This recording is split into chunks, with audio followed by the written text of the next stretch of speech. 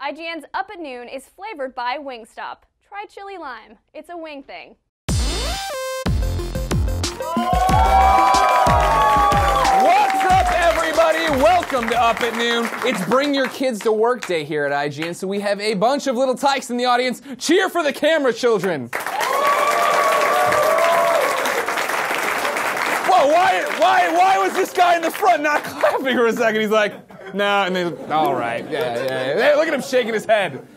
Punk kids these days, I don't know. Are you guys ready for a massive multiplayer interview? Yeah! Good. Up at Noon's Brian Altano is here to take us on a journey through time and space, and then Jens Andersen, creative director on DC Universe Online, is here to tell us all about the MMO's new DLC. But first, news you care about.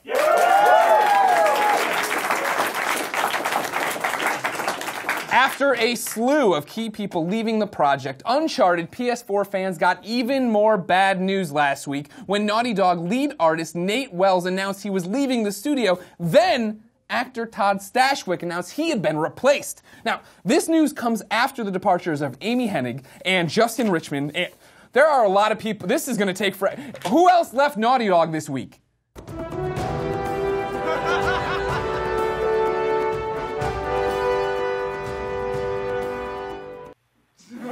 Okay, I'm still really looking forward to Uncharted 4, the Match 3 puzzle game on PlayStation Vita. The first screenshot of the upcoming next-gen only Call of Duty Modern Warfare 4 was released this week, and it certainly is a picture of a soldier in a war game. Let's take a look. Man, nothing gets me more jazzed than this guy. But now, even though that might not be the most exciting, Up at Noon was able to run some artifacting scans and notice some hidden image data encrypted in the photo. Let's take a look. Okay. Wow, hard to believe we couldn't see that with our naked eye. Looks like he's on a Hello Kitty cell phone. He's crying over a box of tissues, though. I mean, like, why would a soldier like that be crying? Let's run the encryption scan one more time, please.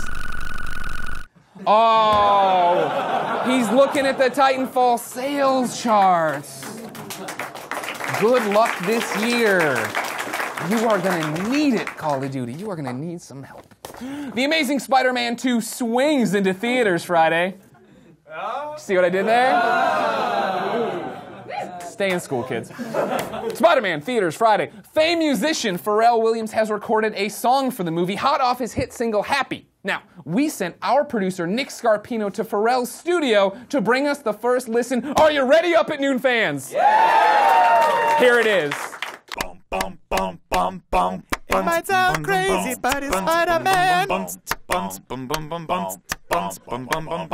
He's doing stuff that a spider can. Look out, he's Spidey, swinging from the buildings and things. He likes to swing by a rope. He's so damn Spidey, he likes to swing around and save all the chicks with the red-headed hair. He likes Mary Jane. Like, he said he swings from a rope. Like, why, Nick? In related Spider-Man news, it's being reported that the upcoming Fantastic Four reboot movie will aim for the tone of director Sam Raimi's Spider-Man films. So, Fantastic Four, let me be the first to congratulate you on a decent first film, an excellent second film, and an abysmal piece of trash third film. Never forget, Range. I won't. Thank you. And finally, this week marks the 124th episode of Up at Noon. Woo! Yeah! Am I the only one who thinks it's a weird anniversary to celebrate? To reflect on the show's history, Up at Noon lead writer Brian Altano is here to show us how far we've come. This can't possibly go well. Brian!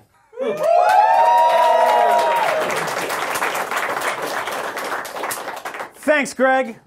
It's hard to believe it's been 124 episodes since we started this little show. But this isn't about Up at Noon. This is about you, Greg, and your life. That's why today we're going to take a magical adventure through the life and times of Greg Miller. Audience, are you ready? Yeah! Greg Miller, this is your life.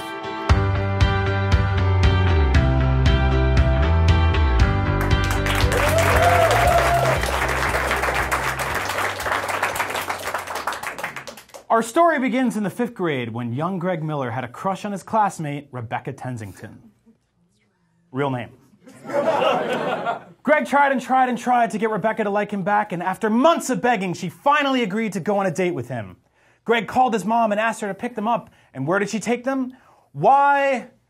To the greatest place in the world for a first date. Yeah, it's our school dance. Like, I don't even remember telling you this story. It's awesome you remember this. Like, Nope. What was great?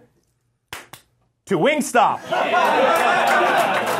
No, don't clap! I did not take my date for the first time ever. Brian, this doesn't even... No, I did not take her to Wingstop. And you loved her so much, but ultimately, not as much as you loved chicken wings. That's true. Available at Wingstop. That's why 3 years later, when you tried to make the middle school basketball team, your parents brought you your own hoop, and you practiced every single night under the stars. In my backyard. It was the best. Dad put it out there, and he put this little concrete there, and I would just sit there, and I would practice free throw. In Wingstop.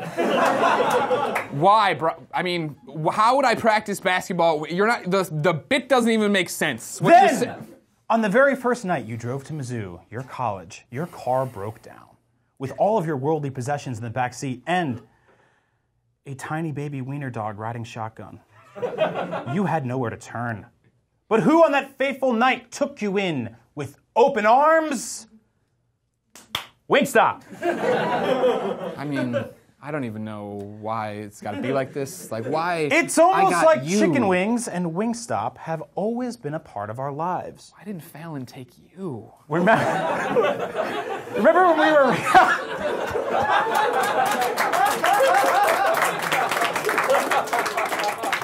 Remember when we were writing the first episode of Up at Noon together and we got hungry? Yeah. Where did we go?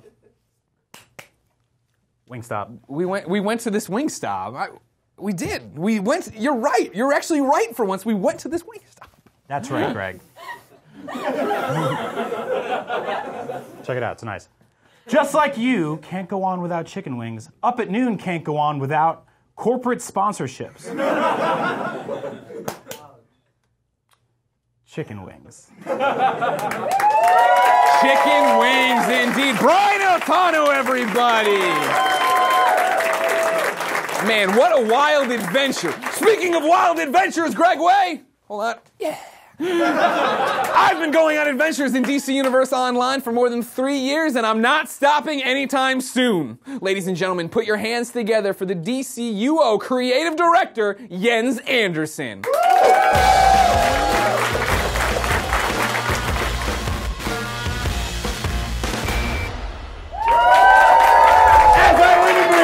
Jens Anderson, you came back. I did. I can't believe it. Almost a year to the day. You treated me so well last time. I don't believe that for a second. It was the spooning. The spooning is what The won you post-show over? spooning, yes. I want to make sure that everyone has a great Up at Noon experience. Okay. And I usually feel the hot cocoa and a little bit of spooning at the end. Okay, so Nails what you're it. telling me is I'm not so special as I thought. No, not at all. Okay, all right. Everyone gets that Something I learned treatment. from Nolan North, and I've applied to Michael Rosenbaum, Chris All right. Jericho. You I go think down the line. I need to go get checked out with my doctor at this point. now, Okay, I think. well, Ashley Johnson immediately went to a lawyer, so I like the way Okay, you yeah. Either option works. You're here to talk about the greatest game of all time, DC Universe Thank you. Online. You have new DLC coming out, Amazon Furry. I can't. Fury, sir. Greg, Fury! Yes, it's Fury. Yes, Fury. Amazon Fury. Now Part I have a one. million. Now I have a No million doubt. questions about this. Oh, one. really? Yeah.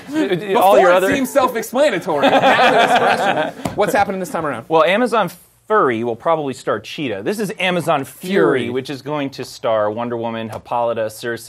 We're pulling out all the stops here for this magic-themed DLC. We're going to new parts of Themyscira. You're actually going to travel to the palace and to the docks. You're going to see Invisible Armada that's sort of launching an attack on Gotham City. Yeah. Really cool stuff going on. You know, in the first time we introduced Themyscira was in Battle for Earth, our third DLC.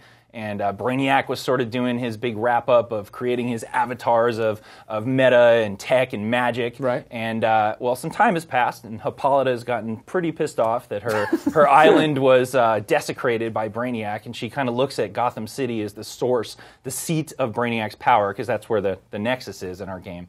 And she launches an attack on the mortal world, and the Amazons go into civil war as a result. Wonder Woman tries to stop her mom, and her mom isn't going to have any of it and thinks she knows better. And Sure. the Amazons are split down the middle, and the battleground starts in Gotham City. I've been talking to you about DC Universe Online for going on 6 years. I know. I've had to mute you on a few social media channels. I'd like you to unblock me on Twitter. Okay. I will, you put Superboy in the game now, so it's all fine. It's all forgiven. It's okay, cool. so we're good. We're cool. Yeah. When are you going to stop? Are you sick of it yet? Are you sick of doing this game? Absolutely not. I mean, you look at some of the people that have the good fortune of working in the comic book industry, great creators like Jeff Johns and Jim Lee, Marv Wolfman, all those guys that were actually attached to the game. And they just keep doing it, and it's because you love it. These characters are so rich, they're so amazing. Being able to add to and participate in the content of the DC Universe is just such a thrill. And the great thing about our game with DC Universe Online is we're constantly expanding it. We're constantly doing new DLCs. Every 3 or 4 months we're putting out something new, and they've got new themes to them all the time. So there's just new stories to tell, new characters to interact with. It's like being able to work on every book in the DC universe that the comic publishers put out, every year. It's so great. I'm sure you love having no focus. Yeah. No, we've actually gone to great trouble to really focus up our DLC or sort of storylines right now. Last year at SOE Live, I introduced the concept that we're moving forward with of trilogies. Previously, we were kind of wrapping up some storylines where cliffhangers happened in the launch title.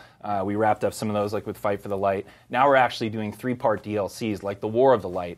Amazon Fury is part 1. We'll see a second and a third in the trilogy. So there's more going on here with this DLC than we're tipping in the first one. And then our next one we're doing is Halls of Power, which is going to introduce League Halls to the game and the New Gods. So you're going to start seeing characters from that pantheon. And this is interesting for me as a fan, right? As somebody who plays it, we're talking about you having your finger on every pulse of the DC universe and being able to do this stuff. You guys, for some reason, like to juggle all these balls at once. You're doing this trilogy for I'm the a Wonder Woman ball stuff. juggler, that's you true. You are a ball Yes. juggler. That is on your business card, I've Yes, heard. it is. Okay, Professional ball juggler. Everyone, please Google Jens Anderson, ball juggler. I would like to make sure that's an autofill. There's some for the rest of videos his out life. there. You can check them out. All right. The question would be, though, and what I find fascinating is the fact that you do the Wonder Woman one, but then the next DLC you do won't necessarily be part 2 of that story. Right. So we try to introduce about 4 DLCs a year as our cadence, and I think it would be if people went an entire year of Green Lantern or an entire year of Wonder Woman, like back to back to back, that wouldn't appeal to every fan that plays the game. Not everybody reads every single book. So we try and stagger those a little bit. The worst kind of comic fan. Yeah, really? Yeah, there's a lot of books out there I now. know, So, but they drew the line at $2.99, so it's affordable. That's true. That's true. So we basically try and break that up a little bit, not only for production reasons, so that we can say, hey, we're going to move on to part 2 in about 4 or 5 months. We're going to start ramping that up. So we're going to need to get these assets in place so the designers can start working on it. It gives us a little bit of a forward kind of view in terms of the things we need to create, but also just from a player perspective, we want them to have a variety of stories. In the launch game, you started out, you picked your mentor, whether if you're on the hero side, it's Wonder Woman or Superman or Batman, and you went through these storylines, and we interjected a lot of different stories as you went up that would have to do with all different kinds of things. Like one minute you're dealing with Bane, the next minute you're dealing with Felix Faust and Batman and Black Adam. Yeah. So we kind of wanted to have that same feeling going forward in the trilogies too, where you get a lot of tastes of different things as you're going forward. We made a joke at the beginning about Did Naughty you? Dog. Yeah, I missed it. You fell asleep. There wasn't much laughter. They weren't loud enough. That there's so much turnover right now. And you see this in the big studios, right? People get these games out, they feel like they've accomplished their task, they're going to move on to something else. Like I just said, we've been talking a long time. Nearly a decade about DC Universe Online. How are you hanging in there? Because for me, it would look like, is there downtime? Do you see your family, or is it you release this DLC and you move on to the next one? Well, thankfully, my wife actually works on the project too, so I get to see. I see her Nepotism. 24/7. No, that's not fair. She works hard. Well, I mean, the only reason Brian has his job is because I love him. Oh, that's very sweet. That's very sweet. No, so yes, I definitely see my family and stuff like that, obviously, all the time. She's working on the project as well. Is that even worse? Because then you're like, no. I get to come home and not think about what's happening with Cersei, and then your wife's like, well, we got to talk about Cersei. She bails me out in life, professionally and personally, all the time now, so it's great. But there is really no downtime. You're constantly gearing up for you're testing the DLC that's about to release. You're working on the DLC that is in the queue next, and then for me and other high-level directors, we're planning the next series of DLCs that go on. So there really isn't any downtime. But I'm hanging in great. Like I said, it's constantly sort of re-energizing me because I get to say, hey, let's do a trilogy or a DLC about this right now. Well, what Legends character do we want to release next? Let's do this. What kind of superpower do we want to release with the DLC, and what's it going to be about? So there's always like a very meaty, creatively fulfilling thing to sink my teeth into. So I'm doing fine. It has been a long time working on it, but every minute's been really rewarding, and I look forward to continuing, for years to come. I mean, is that for you then? I mean, that's the personal reward for you. You worked on a bunch of other games before this. This ain't your first rodeo. No, it's Jens not. Anderson been around the block. He has a few times, Allegedly. yes. I've worked for Activision, Pandemic Studios, Star Wars Battlefront. I was the lead designer on that. And Right. I've had a great opportunity to work with some great people throughout my years. But I got to tell you, working at Sony Online Entertainment is one of the greatest experiences I've ever had. I used to joke if I was going to open my own studio, I'd probably call it like Hobo Studios because, constantly you're moving around the country. You're constantly going from, studio to studio to studio. And I've never worked at a company for this long before, and it's been really wonderful. They do. They get on a train. They ride the rails, I guess. They You're do. right. The They little bindle. do. Yep. And they Yeah. ride the rails and they go from place to place to place looking for a sandwich. That's their one motivating goal. Yeah. Well, isn't it yours Homelessness. to go get some wings? Yes, that's 100% at Wingstop. There you go. I'm here helping you make money. Give me a pound. You got it. You get none of it. Yeah. But you talked a second ago about how it energizes you and this meaty content and getting to do all this stuff.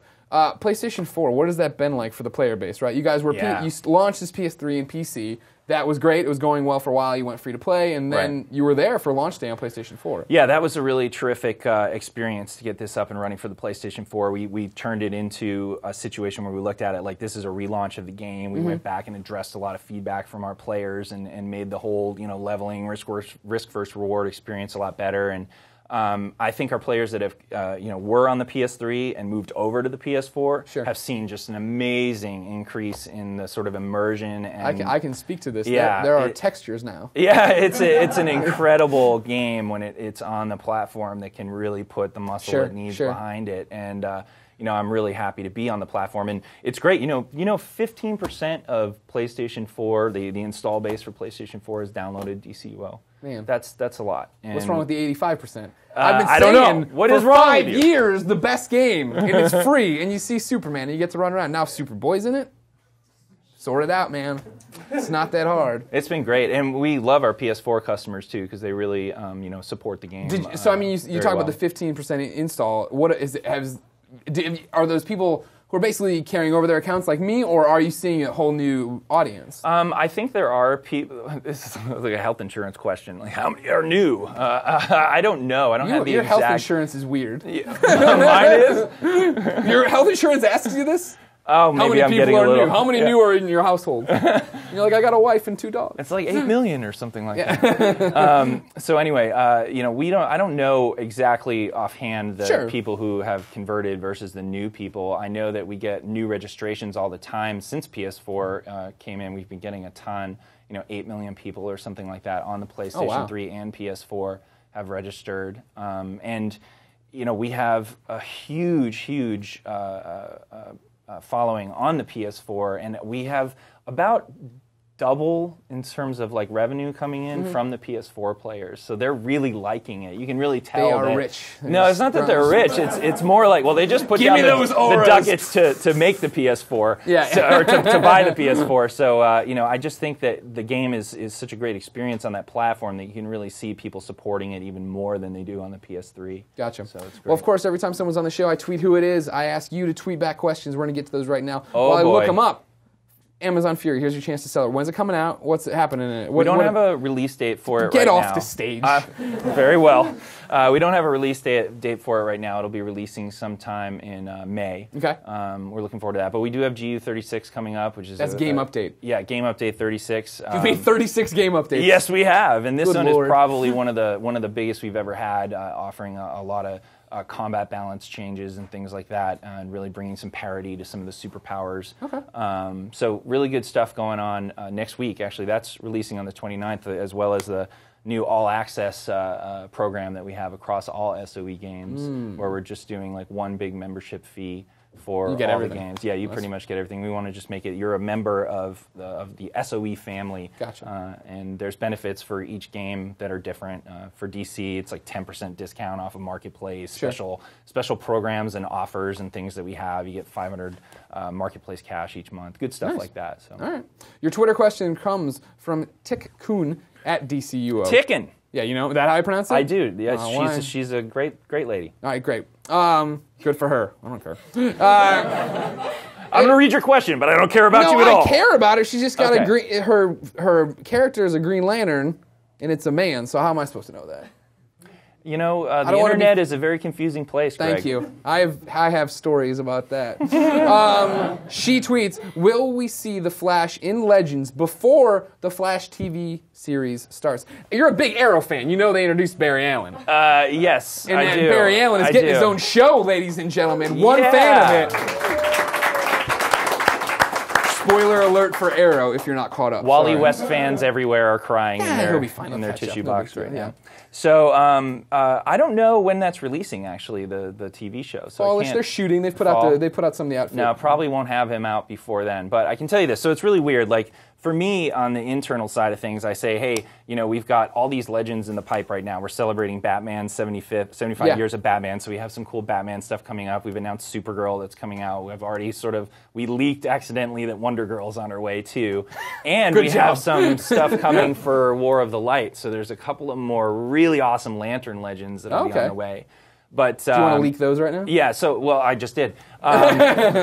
So, you know, we have stuff in the pipe, but so when I say the next one is going to be Flash, to me, the next one is Flash because it'll be after the ones we're working on. But the players are going to see a few more Legends characters before Flash hits the roster. But honestly, the most important character we can probably introduce after the ones we have planned is Flash, and it's on our radar to absolutely do. Plus maybe a couple of focus on some of his rogues as well. Oh, cool. Maybe get a big giant ape in the game or something like that. I've heard of him. Legends size. Yes. Well, great.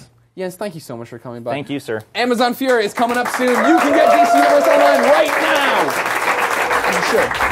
Thank you to Brian Elcano, Wingstop for a month of money, Jens Anderson, and you, my audience. If you want to be in that audience, go.ign.com/up@noon for details, or just be one of the people who work here as kids. As always, Brian and I will be responding to comments the first hour this video is live, so come tell us your favorite DCUO memory.